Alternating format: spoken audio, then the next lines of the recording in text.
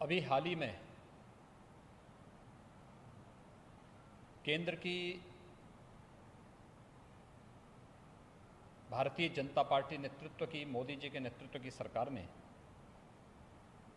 कृषि संबंधी bill pass किए हैं। इस देश का किसान दशकों से ये मांग करता रहा है।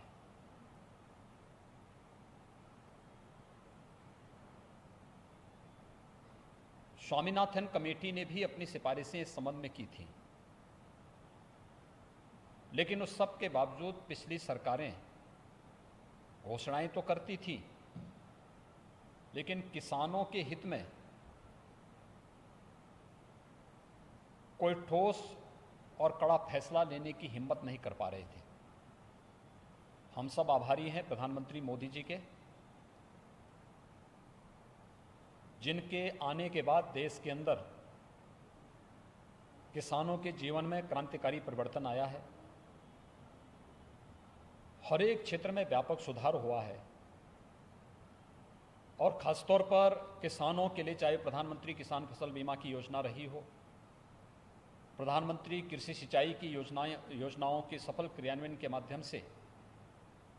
हर खेत तक पानी पहुंचाने की अभिनव योजना हो, प्रधानमंत्री कुसुम योजना के माध्यम से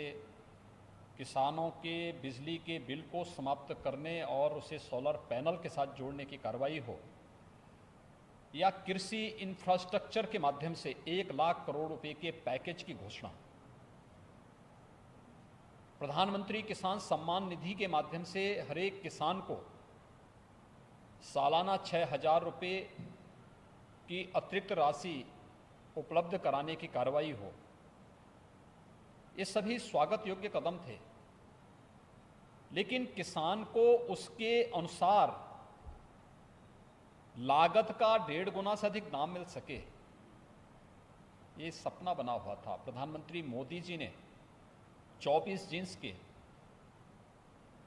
1.5 गुना से अधिक दाम देकर के देश के किसानों के जीवन में व्यापक खुशहाली लाने का काम किया और अभी कृषि बिल के माध्यम से इसे पारित करवा करके, संसद में पारित करवा करके प्रधानमंत्री मोदी जी ने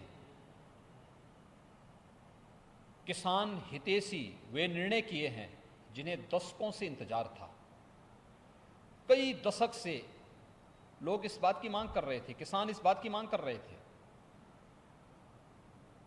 खासतौर पर जो एक बाध्यता थी कि किसान की उपज आती थी, मंडी में जाए ना जाए, लेकिन उस पर शुल्क जरूर लग जाता था, शोषण जरूर होता था, एक स्वस्थ प्रतिस्पर्धा के लिए कोई जगह नहीं थी। आज इन दोनों तीनों विधेयक के माध्यम से आज किसान की फसल को किसी भी प्रकार के टैक्स से पूरी तरह मुक्त करने, किसान अपनी फसल को कहीं भी बेचने की पूरी तरह स्वतंत्र होगा, यानी 1 नेशन 1 मार्केट की परिकल्पना को कृषि क्षेत्र में भी लागू करने के लिए एक बेहतर पहल है।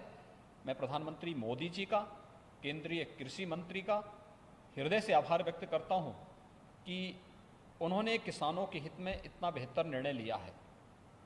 दूसरा, न्यूनतम समर्थन मूल्य की गारंटी उन्हें दिया जा रहा है। एमएसपी समाप्त नहीं हो रही है, एमएसपी भी इसके साथ लागू होगी और साथ साथ किसानों के साथ में खेती प्रारंभ होने के साथ ही जो एग्रीमेंट होने की बात की जा रही है, यह किसान को न्यूनतम समर्थन मूल्य तो देगा ही, लेकिन साथ साथ फसल की गारंटी की जानकारी के साथ ही अगर मुनाफा होगा तो मुनाफा में लाभांश की गारंटी भी देता है। किसानों के जीवन में, किसानों की आमदनी को 2014 में दुगना करने की बात जो प्रधानमंत्री मोदी जी ने किया है, उसको साकार रूप से प्रदान करने की कार्रवाई का यह हिस्सा है।